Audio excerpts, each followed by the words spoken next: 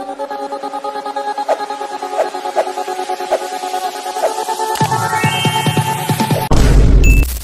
hello viewers, நம்ம இன்னைக்கு இந்த வீடியோல பிக் பாஸ் சீசன் 95 இருக்கு இல்லையா, அதை தான் ரிவ்யூ பண்ண போகிறோம். ஸோ 95 பொறுத்த வரைக்குமே பார்த்தோம் அப்படின்னா உள்ளே வந்து அந்த சேலஞ்சிங் 8 இருக்காங்க இல்லையா, ஸோ அந்த டாப் 8 வந்துட்டு எப்படிலாம் சதறடிக்கலாம் அப்படின்றதுல முழு கான்சன்ட்ரேஷன் அப்படின்றத செலுத்திக்கிட்டு இருக்காங்க அப்படின்னு தான் சொல்லுவேன். ஒரு பக்கத்தில் ரவீந்திரன் வந்துட்டு பார்த்தோம் அப்படின்னா அந்த மணி பாக்ஸ் இருக்கு இல்லையா, அந்த மணி பாக்ஸை நான் யாரும் நினைக்கிறேனோ அவங்கள தான் எடுத்துகிட்டு போக வைக்கணும் அப்படின்னு சொல்லிட்டு ஒரு பக்கத்தில் ரயான் இருக்கார் இல்லையா, ரயான் மண்டையை போட்டு செம்மையாக குழப்பிக்கிட்டு இருக்காப்ல அப்படின்னு சொல்லணும். ஸோ இன்னொரு பக்கத்தில் வந்துட்டு பார்த்தோம் அப்படின்னா வெளி உலக விஷயங்கள் அப்படின்றத சொல்லாதீங்க அப்படின்னு சொல்லி பிக் பாஸ் சொன்னதுக்கப்புறமா அதை எவ்வளோ இன்டைரக்டாக சொல்ல முடியுமோ அவ்வளோ இன்டைரக்டாக சொல்லி உள்ளே இருக்கக்கூடிய டாப் 8 இருக்காங்க இல்லையா, அவங்கள பிரேக் டவுன் பண்ணிக்கிட்டு இருக்காங்க அப்படின்னு சொல்லலாம். ஸோ ஓவராலாக டே 95 பார்த்தோம் அப்படின்னா டாப் 8 விசஸ் சேலஞ்ச் 8 அப்படின்ற மாதிரி தான் போயிருந்துச்சு அப்படின்னு சொல்லலாம். காலையிலேயே வந்துட்டு இந்த ஸ்வாப்பிங் அப்படின்றத பற்றி தான் பேசியிருந்தாங்க. வெளியிலேருந்து வந்த 2 பேர் யார் உள்ளே இருக்கணும், உள்ளே இருக்கக்கூடிய 2 பேர் இருக்காங்க இல்லையா, அவங்கள 2 பேர் யார் வெளியே போகணும் அப்படின்ற மாதிரி தான் இந்த விஷயம் அப்படின்றது பேசப்பட்டுச்சு. ஸோ மோஸ்ட் ஆஃப் தம் வெளியிலேருந்து வந்தவங்கலேருந்து பார்த்தோம் அப்படின்னா ரவி இருக்கார் இல்லையா, ரவி வந்துட்டு உள்ளே இருக்கலாம் அப்படின்னு சொல்லியிருந்தாங்க. அதுக்கப்புறமா வர்ஷினியாக இருந்தாலும் சரி, சிவகுமாராக இருந்தாலும் சரி, இந்த மாதிரியான ஆப்ஷன்ஸ் அப்படின்றது கொஞ்சம் இருந்திருந்தாலும் ரவி சார் இருக்கார் இல்லையா, அவருக்கு வந்துட்டு அதிகப்படியான ஓட்ஸ் அப்படின்ற மாதிரி கிடைச்சு. ஏன்னா அவர் உள்ளே வந்ததுலேருந்தே அவருடைய கேம் அப்படின்றத ஸ்டார்ட் பண்ணிட்டாரு. அது மட்டும் இல்லாமல் அவர் விளையாடக்கூடிய விதம் இருக்கு இல்லையா, அது முன்னே இருந்ததுக்கு இன்னுமே பெட்டராக இருக்குது அப்படின்ற மாதிரியான ரீசன்ஸ் சொல்லியிருந்தாங்க.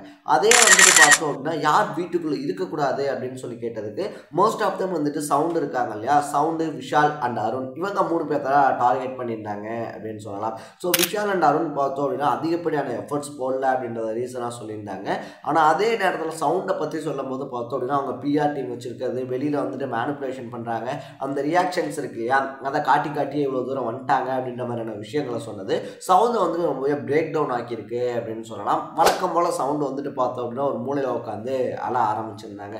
ஸோ அப்பயுமே வந்துட்டு பார்த்தோம்னா சாச்சனா அண்டு வர்ஷினி இருக்காங்க இல்லையா, அவங்க போயிட்டு நாங்கள் எதுவுமே தப்பாலாம் சொல்ல கிடையாது, நாங்கள் என்ன நடக்குதோ எங்களுக்கு என்ன தோணுச்சோ அதை சொன்னோம். ஸோ இவங்க அழுது அதை வந்துட்டு பார்த்தோம்னா சிம்பத்தி ஓட்டா மாற்ற பார்க்குறாங்க அப்படின்ற மாதிரி கேமரா முன்னாடி நின்று பேசிகிட்டு இருந்தாங்க அப்படின்னு சொல்லலாம். ஸோ சவுண்டை பொறுத்த வரைக்குமே வந்துட்டு பார்த்தோம் அப்படின்னா அவங்க வீட்டுக்குள்ளே இந்த வீட்டுக்குள்ளே அவ்வளோ ஓப்பன் அப் ஆகலை அப்படின்னு தான் சொல்லணும். உண்மையான சவுண்டு யார் அப்படின்னு சொல்லி நம்ம பார்க்கவே முடியல அப்படின்றதான் என்னுடைய பர்சனல் பாயிண்ட் ஆஃப் வியூ அப்படின்னு சொல்லலாம். ஒரு சில நேரத்தில் பார்த்தோம்னா பெரிய பெரிய பிரச்சனை நடந்துகிட்டு இருக்கும்போது அது அசால்ட்டாக கிராஸ் ஆகி போவாங்க. பட் ஒரு சின்ன பிரச்சனைகளை போயிட்டு பார்த்தோம் அப்படின்னா தாம் தூம்னு சொல்லி கத்துறது அப்படின்றத சவுண்ட் பண்ணிக்கிட்டு இருக்காங்க.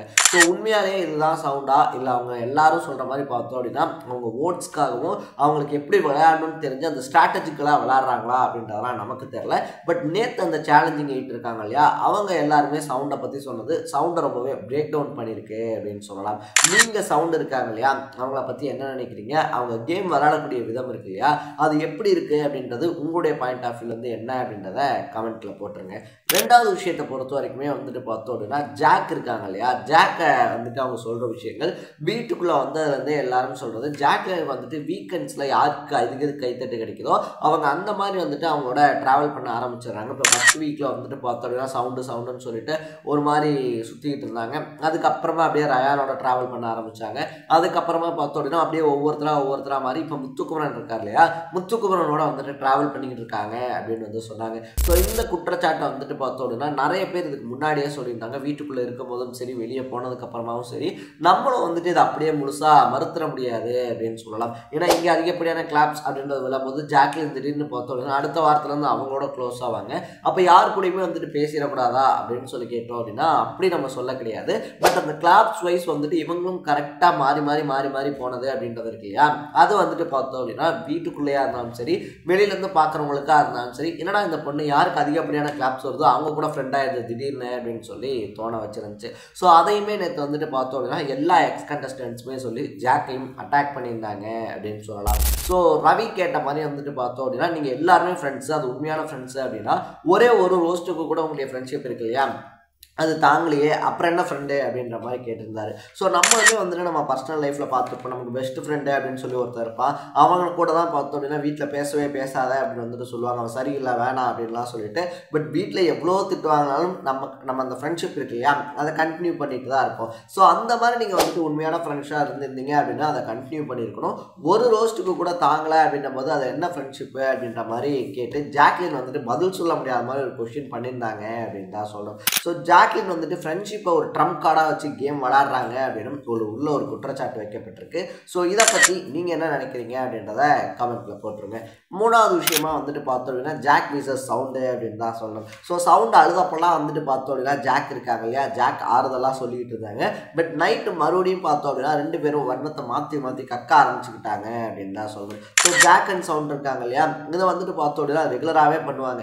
2 பேரும் வந்துட்டு பார்த்தோன்னா ஏதாவது ஒரு இடத்துல சப்போர்ட் பண்ணிக்கிறேன் அப்படின்ற மாதிரி ஆடுவாங்க. அவங்களுக்குள்ள ஒரு பிரச்சனை அப்படின்றது வரும்போது பார்த்தோன்னா 2 பேருமே நீ அதை பண்ண, நீ இதை பண்ண, உனக்கு இது தெரியுமா, நீ பண்ணுறது நல்லாவே இல்லை, நான் பண்ணுறது நல்லாவே இல்லை அப்படின்னு சொல்லிட்டு எப்படி சொல்கிறது, ரொம்ப அதிகமாக வந்துட்டு ட்ரிகர் பண்ணுற மாதிரியான வேர்ட்ஸ் அப்படின்றத யூஸ் பண்ணிக்குவாங்க அப்படின்னு சொல்லலாம்.